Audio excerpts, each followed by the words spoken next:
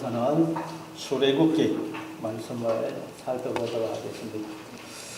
출애굽기는 창세기에 이어서 모세오경, 우리 창세기, 출애굽기, 레위기, 민수기, 신명기를 모세오경이라 그러기도 하고 토라, 히브리어로 토라, 율법, 토라라 그러기도 합니다.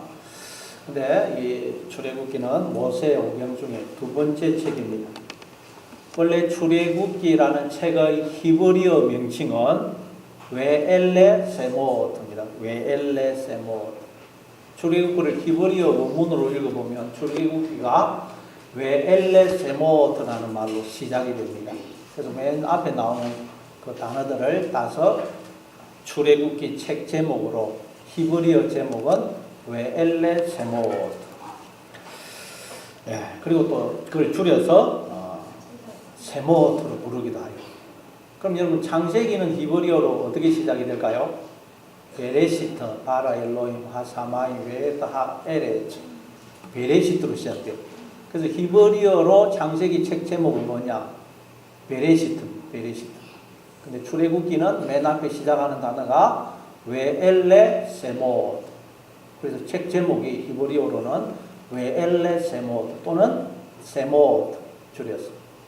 웨는 접속사 그리고라는 뜻의 접속사고 엘레는 이것들이라는 지시대명사고 세모트는 이름이라는 뜻의 셈의 복수형입니다. 이름들. 그러니까 이름들은 이러하다. 이것들이 이름이다. 웨엘레 세모트. 그런 의미예요. 그럼 여러분 이름들은 이것이다. 이름들은 이러하다. 이것들이 이름이다. 이게 무슨 말일까요? 여기서 말하는 이름은 어떤 이름을 가리킬까요? 하나님이 우리에게 주시는 이름들을 가리킵니다. 요한계시록 3장 12절에 보니까 이기는 자는 내 하나님 성전의 기둥이 되게 하리니 그가 결코 다시 나가지 아니하리라. 내가 하나님의 이름과 하나님의 성 곧 하늘에서 내 하나님께로부터 내려오는 새 예루살렘의 이름과 나의 새 이름을 그의 위에 기록하리라 그러죠. 하나님께서 우리에게 이름을 주시겠다는 거예요. 이름은 존재를 상징합니다. 존재. 원래 존재는 누구시죠? 하나님만 존재세요. 하나님만 계셨고 아무것도 다른 건 없었어요. 아멘. 그러니까 하나님께서 우리에게 이름을 주시겠다는 말은 하나님께서 당신의 존재를, 당신의 생명을 우리에게 나눠 주시겠다는 거예요. 아멘. 지금도 우리가 이렇게 하나님을 드러내고 나타내는 하나님의 형상으로 존재하고 있는 거예요. 그리고 이걸 깨닫게 되는 자는 앞으로 진짜 하나님의 이름을, 하나님의 존재를, 생명을 우리에게 주시겠다는 말씀이에요. 감사합니다. 이게 이름들은 이러하다. 이것들이 이름이다. 라는 말씀의 의미예요. 자, 그런데 이제 구약 히브리어 성경을 헬라어로 번역한 성경, 그걸 셉토아진트, 70인역이라고 그래요. 그 당시 히브리인들 그 학자 70명이 구약은 히브리어로 되어 있죠. 그 히브리어를 헬라어로 번역을 했어요. 그래서 70명이 번역을 했다 그래서 셉토아진트 70인역이라고 그러는데 그 70인역 성경은 그 출애굽기 책 제목을 뭘로 또 붙였느냐? 엑소도스. 엑스는 무엇으로부터라는 전치사 에크와 길이라는 뜻의 호도스의 합성이에요. 엑소도스. 그래서 영어 성경도 그걸 본따가지고 엑스더스, 출애굽기를 엑스더스 그랬죠. 근데 우리 한글 성경은 출애굽기로 그렇게 제목을 붙였습니다. 자, 그러니까 헬라어 제목 엑소도스는 무슨 뜻이겠어요? 뭐로부터라는 에크와 길이라는 뜻의 호도수의 합성이니까 길에서부터 벗어나는 거, 그런 의미예요. 헬라어 성경 출애굽기 제목 엑소도스는 길에서부터 벗어나는 것. 우리 한글 성경 출애굽기는 애굽을 탈출하는 것, 그런 뜻이 다 비슷한 의미예요. 그러면 길에서 벗어난다고 할 때 그 길은 어떤 길을 가리키겠어요? 원래 길은 우리가 살아온 삶의 발자취, 삶의 방식을 상징합니다. 계속 다니다 보면 길이 나죠. 우리도 인생을 살다 보면 내 나름대로의 삶의 방식이 생겨요. 근데 그걸 길이라고 해요. 그 길은 어떤 길이겠어요? 우리가 하나님 없이 살아오던 삶의 방식. 하나님을 몰아내고, 내 속에서 하나님을 몰아내고, 내가 왕이 되어, 내가 하나님이 되어 이 나라는 존재를 다스리는 그 삶의 방식을 벗어나는 것 말이에요. 그래서 이제 하나님이 왕이 되어서 그 하나님의 다스리신가, 보호하신가, 복주신가, 인도하신 속에 삶을 살아가는 것. 그걸 엑소더스, 엑소포도스, 그런 의미예요. 그리고 또 출애굽기는 우리가 40장으로 되어 있는데 뒷부분에는 다소 지루한 내용이 나옵니다. 그래서 큰 마음 먹고 성경을 읽어보겠다고 결심한 분들이 창세기, 출애굽기 앞부분은 재미있게 읽어요. 근데 출애굽기 뒷부분으로 가면 그냥 뭐 성막에 관한 내용이 나오면서 그 걸려서 성경 읽기를 포기하는 분들이 많습니다. 그러나 출애굽기는 기독교 신앙에 있어서 굉장히 중요한 내용을 담고 있습니다. 그래서 우리가 구약 성경을 읽어보면 특별히 출애굽 사건이 얼마나 반복이 되어서 나오는지 몰라요. 그래서 출애굽기를 모르면 성경을 잘 이해할 수가 없어요. 출애굽기를 모르면 기독교 신앙을 잘 이해를 할 수가 없습니다. 그렇기 때문에 우리는 이 출애굽기를 열심히 읽고 또 그 의미를 잘 이해할 필요가 있습니다. 아멘. 그리고 또 출애굽기는 크게 두 부분으로 나눌 수가 있어요. 크게 두 부분. 첫 번째 부분은 1장부터 18장까지로 이스라엘 민족이 출애굽하는 사건, 애굽을 탈출하는 사건이 기록이 되어 있습니다. 이건 우리가 어떻게 해서 출애굽을 하게 되는지, 구원을 받게 되는지를 설명하는 거예요. 자, 그리고 두 번째 부분은 19장부터 40장까지로 이스라엘 백성들이 시내산에서 하나님과 언약을 맺습니다. 그리고 그 언약의 결과로 십계명과 성막의 설계도가 주어지는 그런 내용이 나옵니다. 이건 하나님과 언약을 맺은 하나님의 백성들이 하나님의 임재하신가, 다스리신가, 보호하신가, 인도하심 속에 살아가게 되는 것을 보여줍니다. 그리고 또 출애굽기를 그 여정상 세 부분으로 나눌 수가 있어요. 1장부터 12장까지는 출애굽하기 전에 애굽에서 있었던 일을 기록을 하고, 그리고 12장부터 18장까지에서는 13장부터 18장까지에서는 애굽을 탈출해서 시내산에 이르게 되는 과정을 기록을 하고 있어요. 그리고 19장부터 40장까지는 그 시내산에서 하나님과 언약을 맺고 언약을 맺은 결과로 십계명과 그리고 성막에 대한 설계도가 주어지는 내용이 나옵니다. 그리고 이스라엘 백성들이 그 시내산을 이제 출발해서 40년 동안, 정확하게 말하면 38년이죠. 38년 동안 광야 생활한 것은 민수기에 자세히 기록이 되어 있습니다. 이처럼 출애굽기는 하나님께서 당신의 백성들을 어떻게 구원하시고 인도하시는지를 이스라엘 민족을 통해서 우리에게 드라마로 아주 생생하게 보여주고 있습니다. 그러면 이제 전체 결론은 이 정도로 살펴보고 우리 한번 본문을 살펴보도록 하겠습니다. 자, 우리 한번 1절부터 5절까지 한번 읽어보겠습니다. 1절부터 5절 같이 읽습니다. 시작. 야곱과 함께 각기 자기 가족을 데리고 애굽에 이른 이스라엘 아들들의 이름은 이러하니 르우벤과 시므온과 레위와 유다와 이스라엘과 스불론과 베냐민과 단과 납달리와 gad과 아셀이요 야곱에서 허리에서 나온 사람이 모두 70이요 요셉은 애굽에 있습니다. 야곱이 자기의 아들들과 또 아들들의 가족들을 데리고 애굽에 내려갔는데 그 인원이 모두 70명이었다고 그래요. 근데 그들을 두고 모두 야곱의 허리에서 나온 사람이라 그래요. 야곱의 허리에서. 여기서 허리가 야레컨데 우리 한글 성경에 한도뼈, 허벅지라고 번역이 된 그 단어입니다. 야레컨. 정확하게 말하면 남자의 생식기가 있는 부분을 가리킵니다. 야레컨. 창세기 24장에 보니까 아브라함이 그 자기의 종을 바단 아람에 보내어서 아들 이삭의 며느리를 구해오라고 그러면서 그 손을 자기의 허벅지 밑에 넣어서 맹세를 하게 하죠. 그때 그 허벅지가 야레크입니다. 야레크. 그리고 창세기 32장에 보니까 야곱이 야복 강가에서 하나님과 씨름을 하는데 하나님한테 안 져요. 그러니까 하나님께서 야곱의 한도배를 치시죠. 그 한도배가 야곱 그 야레크입니다. 야레크. 그러니까 하나님께서 야곱의 한도배를 쳤다는 말은 생식기가 있는 부분을 쳐서 생식기가 터져버리고 고관절이 위골이 되었다는 말이에요. 그러니까 얼마나 아프겠어요.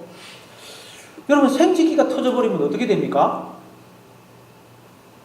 어떻게 됩니까? 고자가 돼요. 고자가. 아이를 낳을 수 없는 고자가 돼요. 그러니까 하나님께서 야곱의 한도배를 치셨다는 말은 하나님께서 야곱을 찾아오셔서 야곱의 실체를 드러내어 보여주시는데 보니까 야곱은 전혀 자식을 낳을 수 없는 고자들은 고자. 하나님 일부러 물론 짓지만 이걸 통해서 우리에게 성경이 설명하는 것은 하나님이 우리를 찾아오셔서 우리의 실체를 드러내어 보여주시면 우리는 전혀 생명을 자식을 낳을 수 없는 고자로 드러난다는 거죠. 고자. 그러니까 우리는 스스로는 생명으로 존재할 수가 없는 자라는 거예요. 아멘. 우리가 생명을 만들어내어야 우리가 생명으로 스스로 존재할 것 아닙니까? 그렇죠? 우리가 생명을 만들어내야 우리가 생명으로 존재할 수 있어요. 그런데 알고 봤더니 우리는 전혀 생명을 만들어낼 수 없는 고자라는 거예요. 고자. 아멘. 모든 인간은 다 고자예요. 우리에게는 씨가 없어요. 그 누구도 생명을 만들어낼 수가 없다는 거예요. 아멘. 그러면 우리가 어떻게 해서 이렇게 생명으로 존재하느냐는 거예요. 우리는 고자인데 어떻게 우리가 이게 생명 존재하느냐. 우리에게는 비록 육적 생명이죠. 지금 다 생명이 주어져 있죠. 그러면 우리는 고자라 생명을 만들어낼 수 없는데 우리에게 있는 이 생명은 도대체 누가 준 것이냐는 거예요. 누가 주셨다고요? 하나님. 하나님이 당신의 생명을 부어서 우리를 창조하셨을 뿐만 아니라 지금도 끊임없이 생명과 호흡과 만물을 부어주시고 붙들어 주시기 때문에 우리가 이렇게 생명으로 존재하고 있다는 거예요. 아멘. 따라서 내가 이렇게 생명으로 존재하고 있다는 말은 하나님이 나를 낳으신 내 아버지가 되시고 나는 하나님의 사랑받는 자녀라는 거예요. 아멘. 왜냐하면 인간은 그 누구도 생명을 낳을 수가 없거든요. 고사예요 다. 다시 말해 여러분이 생명으로 존재하고 있다는 말은 하나님이 당신의 전부를 끊임없이 부어주시는 그런 사랑을 저와 여러분이 하나님으로부터 받고 있다는 거예요. 아멘. 생명으로 존재하고 있다는 말은 하나님이 당신의 전부를 부어주시는 그런 사랑을 받고 있다는 말이에요. 그러니까 나는 하나님이 사랑하시지 않는 것 같아. 그런 말을 하면 안 돼. 자기가 생명으로 존재하고 있으면서 하나님이 나는 사랑하시지 않는 것 같아. 그런 말을 하면 안 된다는 거예요. 아멘. 하나님이 누구는 더 사랑하고 누구는 덜 사랑하시고가 없어요. 하나님이 청량할 수 없는 그런 사랑을 우리에게 베풀어 주고 계십니다. 감사합니다. 그런데 사람들은 그걸 깨닫지를 못하더라는 거예요. 깨달아도 그 깨닫는 정도가 다 다르더라는 거예요. 달라. 예. 그런데 야곱의 허리에서 나온 사람이 모두 70명이라고 그래요. 70명. 70. 70은 이브리어로 시브임인데 7이라는 단어, 세바라는 단어의 복수형입니다. 7은 완전수라고 그랬죠. 완전수. 그러니까 이건 첫째로 내게 있는 생명, 나라는 존재, 내게 조금이라도 선한 것이 나온다면 그건 나에게서 나온 게 아니고 누가 주신 것이라는 말이에요. 하나님. 왜냐하면 우리는 고자예요. 어떤 생명, 선한 것도 만들어낼 수가 없어요. 그래서 내게 있는 생명, 나라는 존재, 나에게서 조금이라도 선한 것이 나온다면 그건 하나님이 주신 것이지 내가 만들어낸 게 아니라는 거예요. 그래서 고린도전서 4장 7절에 보면 네게 있는 것 중에 받지 아니한 것이 무엇이냐? 네가 받았은즉 어찌하여 받지 아니한 것 같이, 즉 네가 만들어낸 것 같이 자랑하느냐 그런 거예요. 그러니까 우리는 혹시 내게 뭔가 선한 것이 조금이라도 있다 할지라도 자랑할 게 없어요. 아멘. 내 게 아니거든요. 하나님이 다 주신 거예요. 주신 거. 반대로 우리는 내가 아무리 고자로 드러나더라도 아무리 무능한 자, 연약한 자로 드러나더라도 내 속에 선한 것이 아무것도 없는 그런 자로 드러나더라도 전혀 절망하거나 낙심할 필요가 없다는 거예요. 왜? 내가 이렇게 생명으로 존재한다는 말은 하나님이 늘 나와 함께 하시면서 당신의 전부를 주시는 사랑을 베풀어 주고 계시다는 말이거든요. 아멘. 우리는 하나님으로부터 다 이런 놀라운 사랑을 받고 있어요. 그런데 우리는 내가 고자라는 것을 깨달음으로 이 사실을 알게 되는 거예요. 아멘. 내가 고자라는 걸 모르면 내가 내게 있는 이 생명, 내게 있는 선한 것들을 내가 만들어낸 줄 착각해요. 그래서 성도는 인생을 통해서 내가 고자라는 걸 깨달아야 돼요. 그래야 내게 있는 생명, 나라는 존재, 내게서 나오는 모든 선한 것들은 하나님이 주신 것이구나 하는 걸 알게 된다. 그래서 우리 성도는 인생을 통해서 내가 고자라는 걸 깨닫게 됩니다. 내가 고자라는 걸 깨닫게 되는 것은 절망이고 탄식이고 낙심이에요. 고통입니다. 근데 그걸 알게 되니까 어떻게 된다고요? 내가 하나님으로부터 이런 놀라운 사랑과 복을 받고 있구나 깨닫게 돼요. 아멘. 그래서 성도에게는 절망이 소망으로 바뀌고 탄식이 찬송으로, 불평과 원망이 감사로 바뀌게 되는 거예요. 아멘. 여러분도 이 사실을 깨닫게 되므로 여러분에게 있는 그 절망과 탄식과 불평이 소망과 감사와 찬송으로 바뀌시기를 바랍니다. 아멘. 그리고 70명은 또 모든 인류를 상징합니다. 모든 인류. 모든 인류는 다 고자라는 거예요. 고자. 그건 누구도 생명을 만들어낼 수가 없어요. 스스로 생명으로 존재할 수가 없어요. 그런데 생명으로 존재한다는 말은 하나님이 당신의 생명을 부어서 낳았을 뿐만 아니라 지금도 생명을 부어주고 계시고 붙들어주고 계시다는 거예요. 아멘. 그래서 우리는 하나님을 모르는 사람들에게 이 사실을 전해야 됩니다.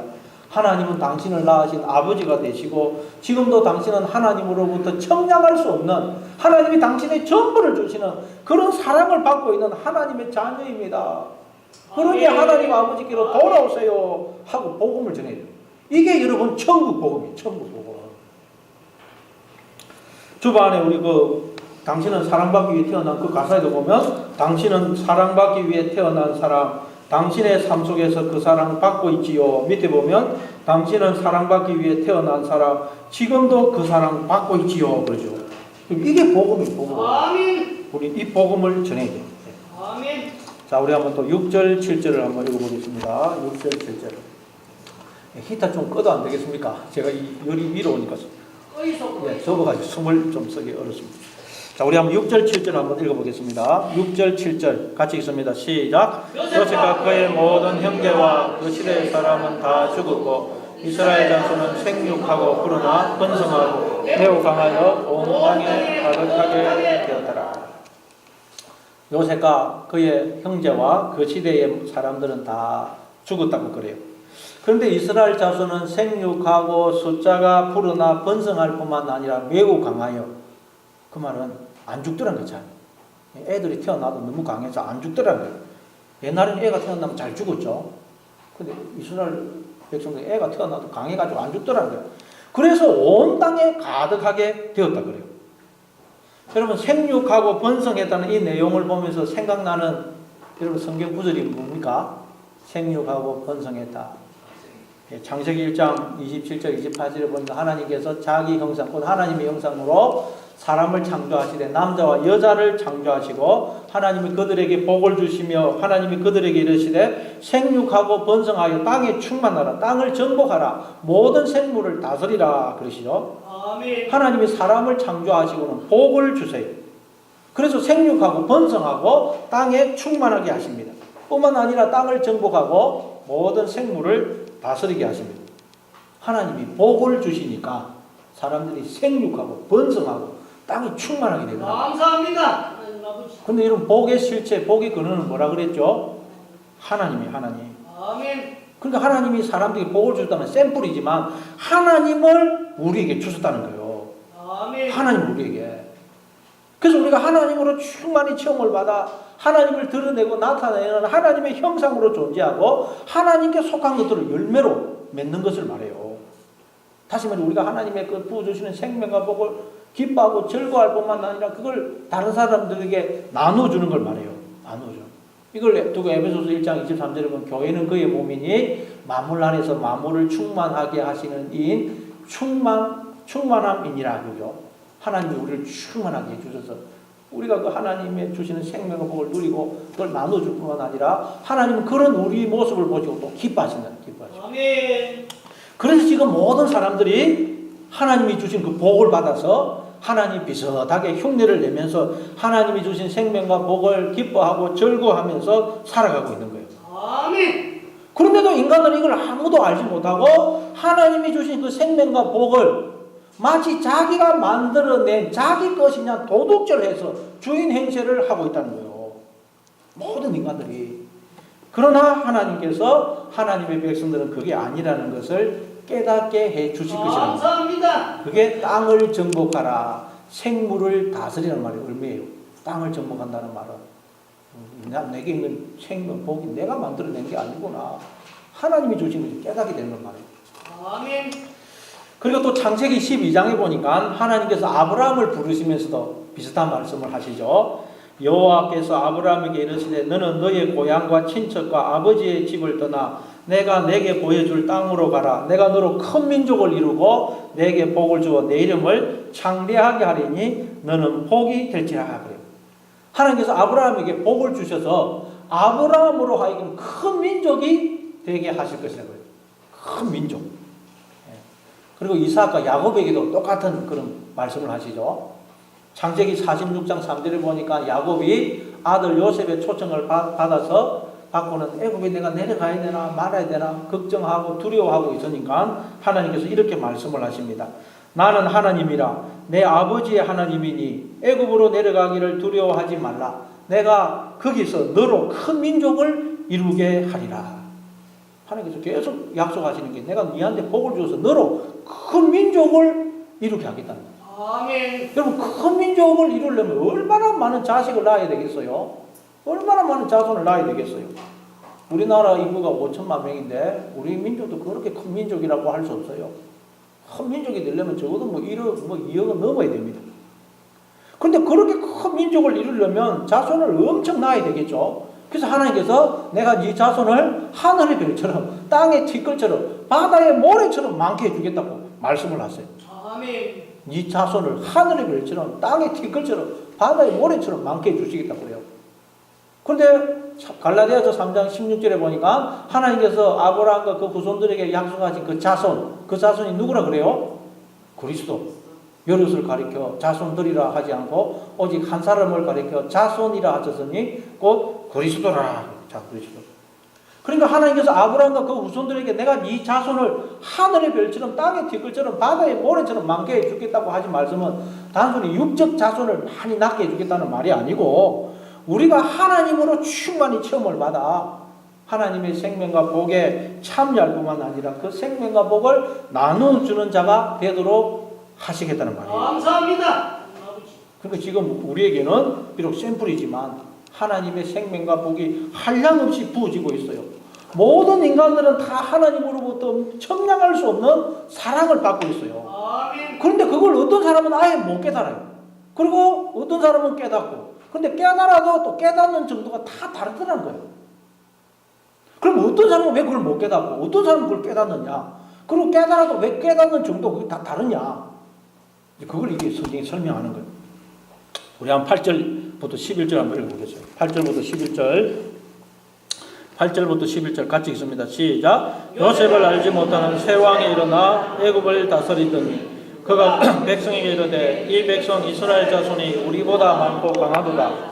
자, 우리가 그들에게 대하여 지혜롭게 하자. 그럴건대 그들이 더 많게 되면 전쟁이 일어날 때에 우리 대적과 합하여 우리와 싸우고 이 땅에서 나갈까 하노라 하고 감독들을 그들 위에 세우고 그들에게 무거운 짐을 지워 괴롭게 하여 그들에게 바로를 위하여 굳고선 기둥과 람셋을 건축하게 하니라.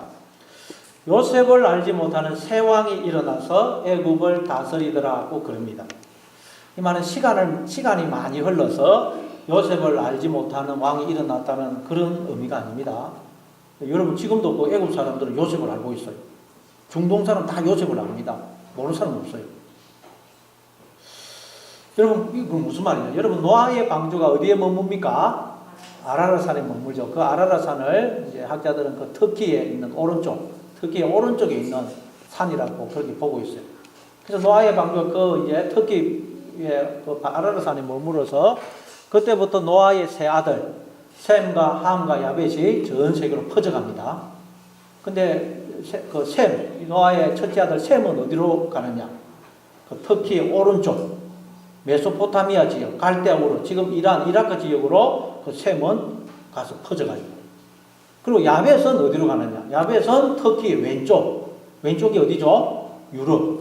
터키와 유럽 사이에 있는 해협이 보스포러스 해협이죠. 그 해협을 건너서 유럽으로 퍼져가요. 그리고 함은 어디로 내려오느냐? 함은 밑으로 내려와서 가나안 땅하고 이집트, 애굽하고 아프리카에 퍼져 살아요. 그러니까 아프리카에는 어떤 족속이 살고 있습니까?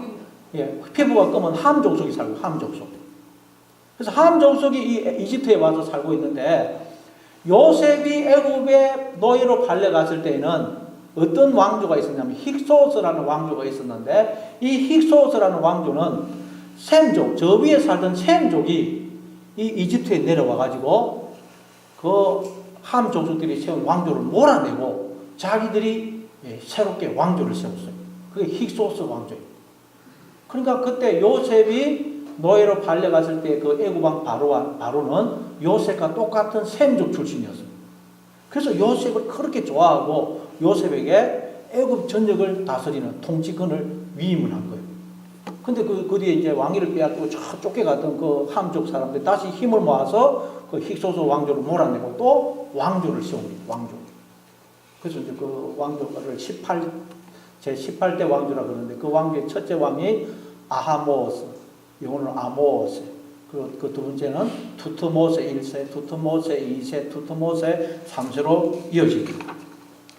그러니까 요셉을 알지 못하는 새 왕이란 셈족인 이스라엘 민족과는 그 근본이, 출신이, 혈통이 다른 함족 출신의 왕이라는 의미예요. 시간이 오래돼서 모른다는 그런 의미 아니고 셈족과는 그 출신이, 혈통이, 배경이 다른 그런 왕이라는 거예요.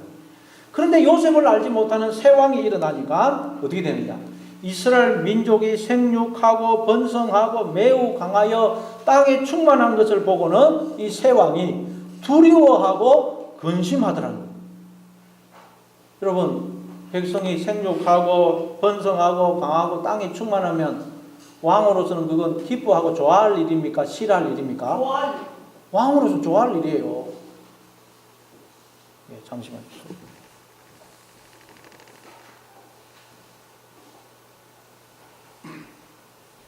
백성이 여러분 숫자가 많고 잘 살면 나라가 부국강대해지고 그러면 왕의 힘이 강해집니다. 왜냐하면 그 당시 모든 나라는 왕의 소유거든요.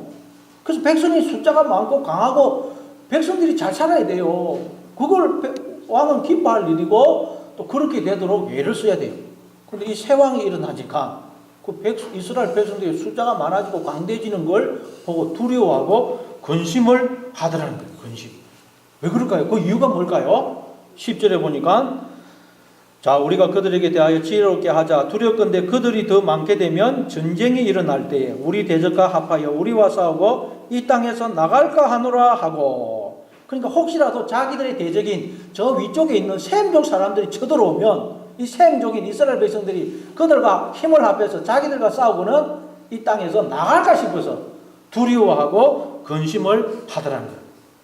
왜냐하면 지금 바로는 이스라엘 자손들로 하여금 농사도 짓게 하고 목축도 하게 하고 여러 가지 일을 하게 하는데 이들이 나가버리면 나라가 큰 타격을 받아요. 이스라엘 자손이 나가버리면 이 애굽이라는 나라가 유지가 안 될 수가 있어요. 그리고 사실 이스라엘 자손들이 애굽에서 나가버리자 애굽은 큰 타격을 받습니다. 이스라엘 백성들이 애굽에서 나갈 때 10가지 재앙이 내려가지고 애굽이 완전히 걸뱅이 나라가 되죠. 그때부터 지금까지 애굽은 걸뱅이 나라. 성기순례 가보면 제일 못 사는 나라가 이집트입니다. 이집트. 가는 데마다 관광객들한테 그 이집트 사람들이 막 손을 내밀면서 $1, $1달러만 달라는 거예요. 가는 데마다 $1. 나중에 노예로도 그럴 거예요. 노예로. 이렇게 되는 거예요. 이렇게. 그러니까 여러분, 요셉을 알지 못하는 이 새 왕은 누구를 상징하겠어요? 선악과 다무고 자라는 눈이 밝아져서 선악을 아는 일에 하나님처럼 되니까 우리가 하나님을 몰아내고 다 하나님 자리에 앉아서 우리가 하나님 행세하고 있죠. 우리 거짓자. 그걸 거짓자. 그런데 우리가 하나님을 몰아내고 스스로 하나님이 되어 왕이 되어 이 나라는 존재를 다스려도 하나님은 변함없이 나를 사랑하시고 당신의 생명과 복을 부어주시고 붙들어 주세요. 감사합니다. 그래서 우리로 하여금 마음껏 하나님의 생명과 복을 누리고 기뻐하고 즐거워하게 하십니다. 그런데 우리는 하나님이 주신 생명과 복을 누리면서도 이 생명과 복이 내 것이 아니기 때문에 이 나라는 존재가 내 것이 아니기 때문에 우리가 다 불법적으로 이 나라는 존재 속에 들어와서 살고 있기 때문에 내 생명이 내 것이냐 도둑질을 해서 살고 있기 때문에 혹시라도 이 내 생명과 나라는 존재가 내 것이 아닌 것으로 드러날까봐 늘 두려워요. 불안합니다.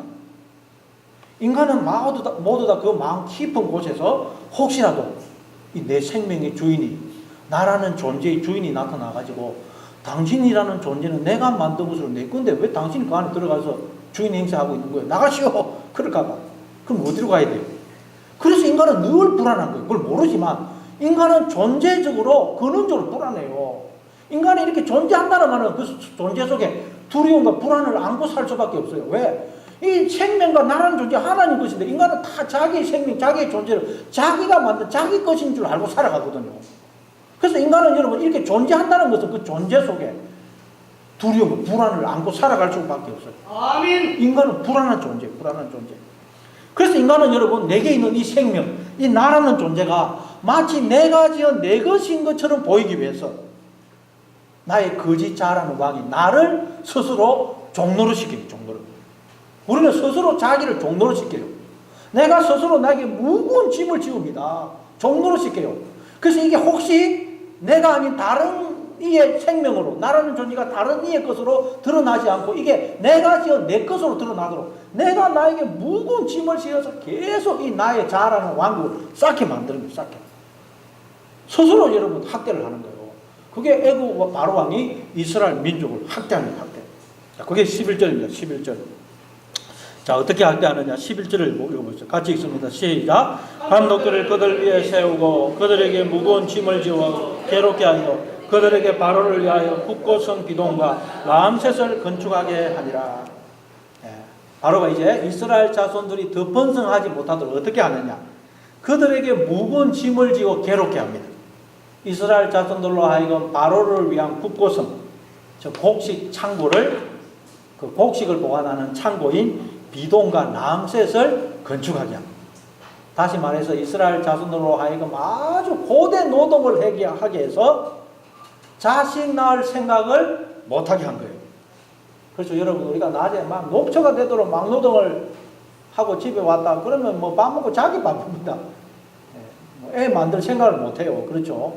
저도 뭐 이전에 막노동 많이 했지만 낮에 녹초가 되도록 일하고 집에 오면 밥 먹고 나서 집에 오다 나도 모르고 자요. 어떨 때는 시체처럼 잡니다. 이 바로가 이스라엘 자손들하고 막노동을 시켜서 애 낳을 생각을 못하도록 한 거예요. 자, 그랬더니 어떻게 되느냐? 12절입니다. 12절 같이 읽습니다. 시작. 그러나 학대를 받을수록 더욱 번성하여 퍼져나가니 애굽 사람이 이스라엘 자손으로 말미암아 근심하여. 어떻게 된 게 학대를 받을수록 이스라엘 자손은 더욱 번성을 하더래요. 번성. 아무리 애를 못 만들게 낮에 고대 노동을 시켜도 이스라엘 자손들은 그럴수록 애를 더 많이 만들어내더라는 거예요. 신기하죠? 애를 못 만들도록 그냥 낮에 고대 노동을 시키면 시킬수록 어떤 게 된 게 이스라엘 백성들은 애를 더 많이 만들어내요. 그래서 거기 또 뒤에 보니까 우리 13절 14절 읽어보겠습니다. 13절 14절 시작. 이스라엘 자손에게 일을 엄하게 시켜 어려운 노동으로 그들의 생활을 괴롭게 하니 곧 허기기와 백돌 굽기와 농사의 여러 가지 일이라 그 시키는 일이 모두 엄하였더라. 계속해서 학대를 합니다. 고대 노동을 시켜요. 그런데 이스라엘 백성들은 학대를 할수록 더 번성을 하더라는 거예요.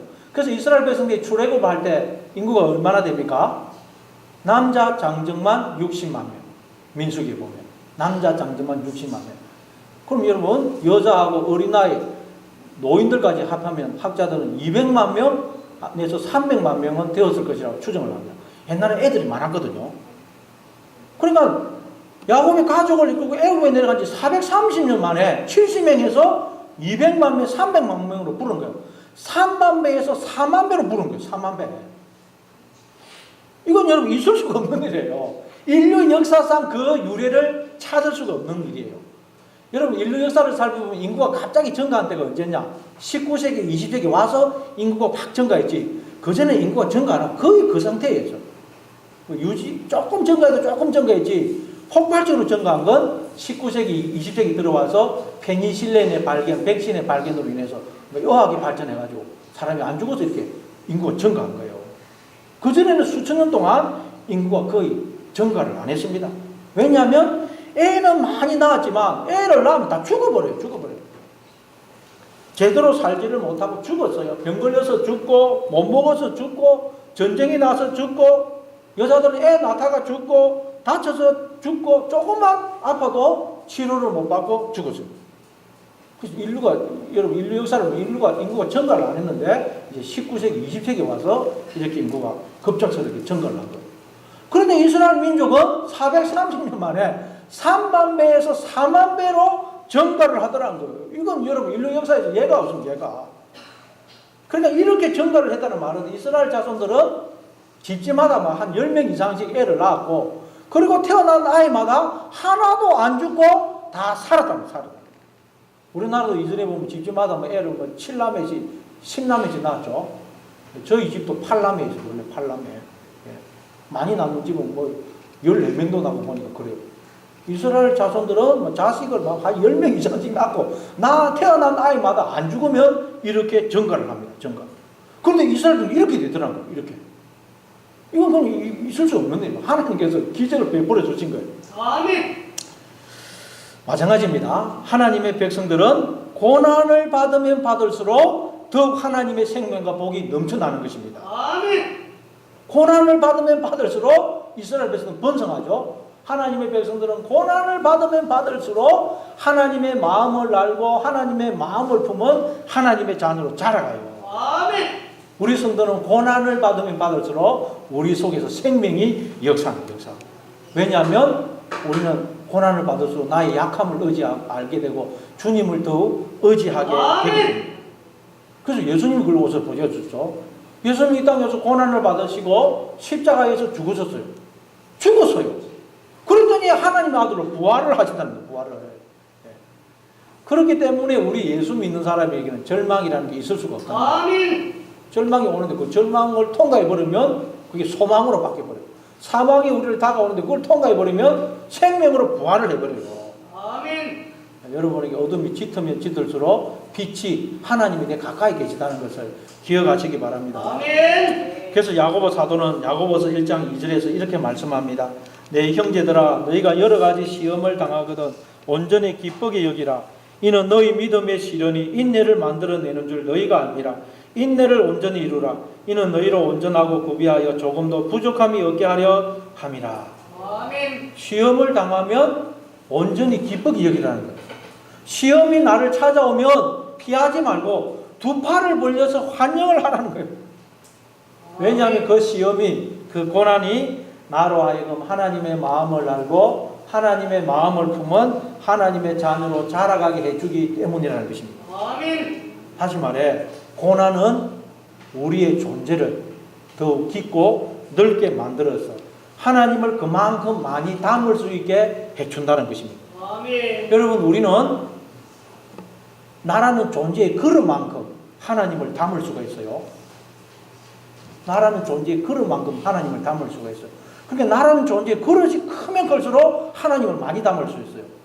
존재의 그릇이 작으면 하나님을 그만큼밖에 못 담아요. 그런데 이 우리의 존재의 그릇이 어떻게 해야 커지게 된다고요? 고난을 통과할 때, 나의 그 사람에 끼어질 때 나라는 존재의 그릇이 커지는 것입니다. 아멘. 그래서 그 그릇이 커지면 커질수록 하나님을 많이 담게 돼요.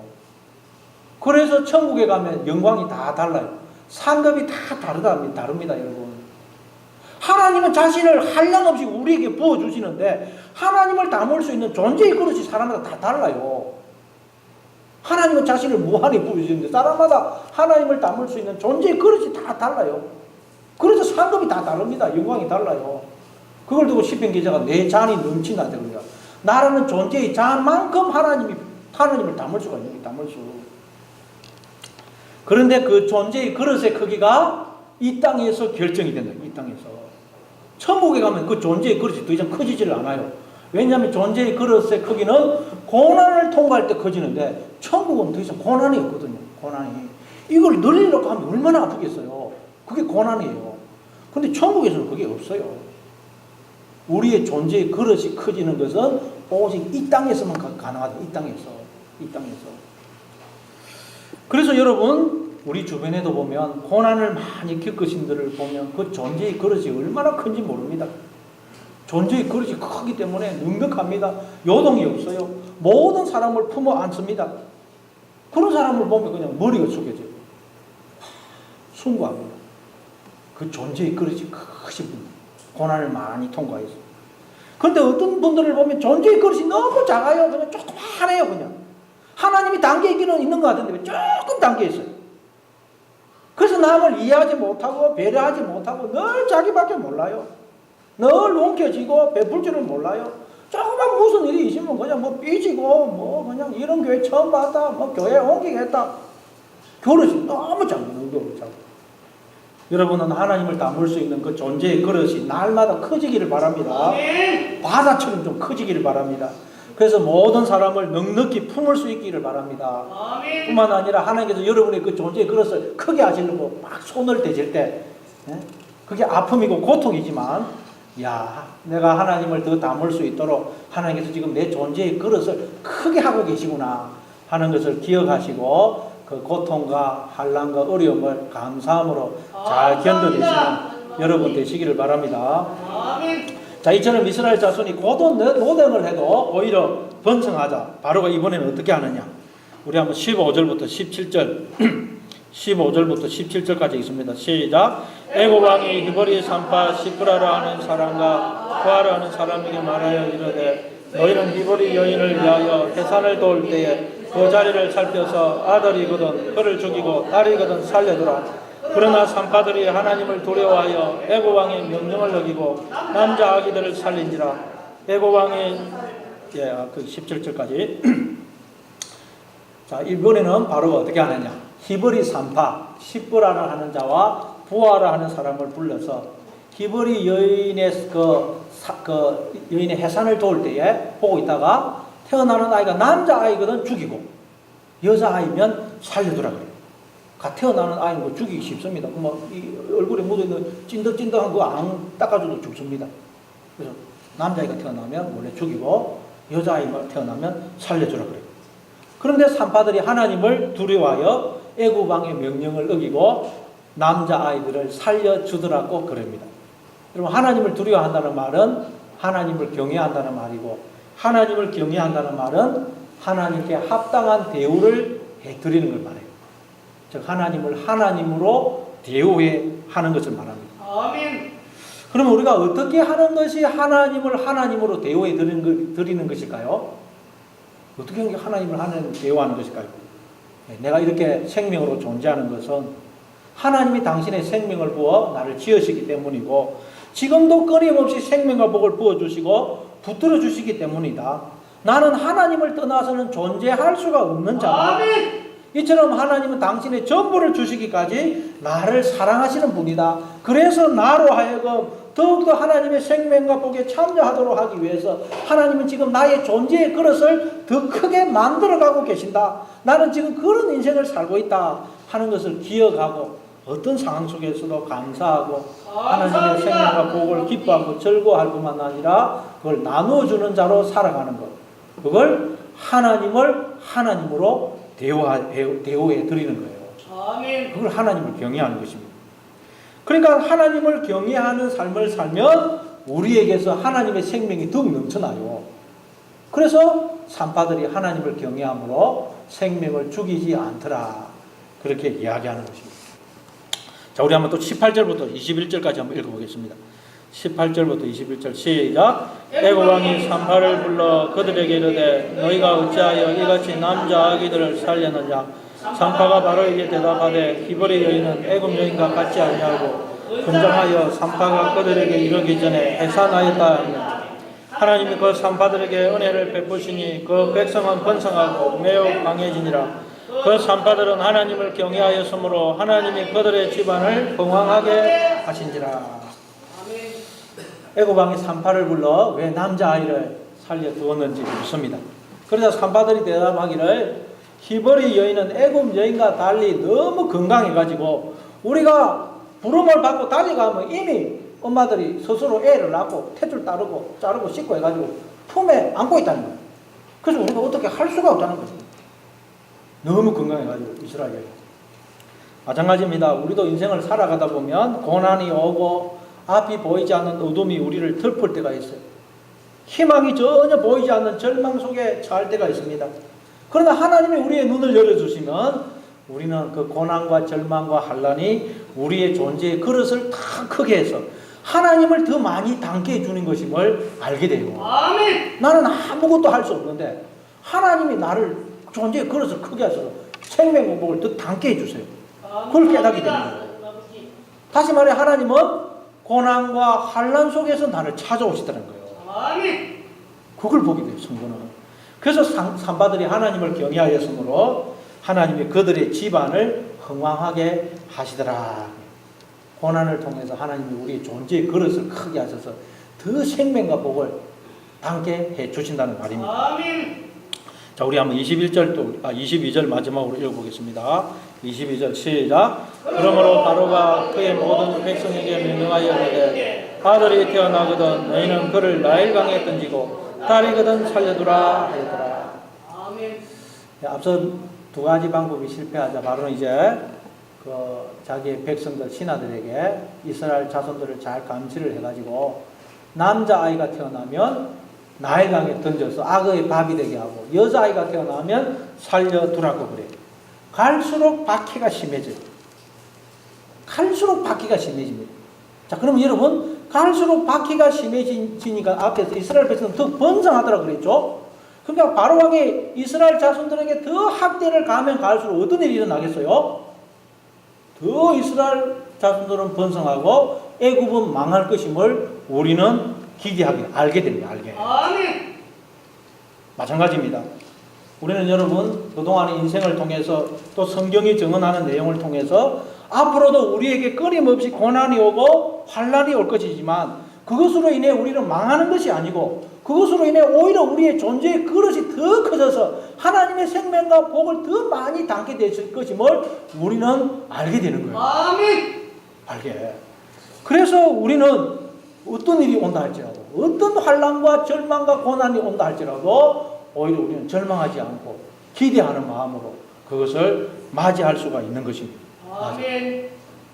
여러분 중에 지금 아들이 죽을 수밖에 없는 그런 절박한 상황에 고난과 어려움에 처해 있으신 분이 있습니까? 그 고난이 나라는 존재의 그릇을 다 크게 만들어서 하나님의 생명과 복을 더 많이 담게 해줄 것임을 알고 감사하며 하루하루를 살아가시는 여러분 되시길 바랍니다. 아멘. 기도하겠습니다.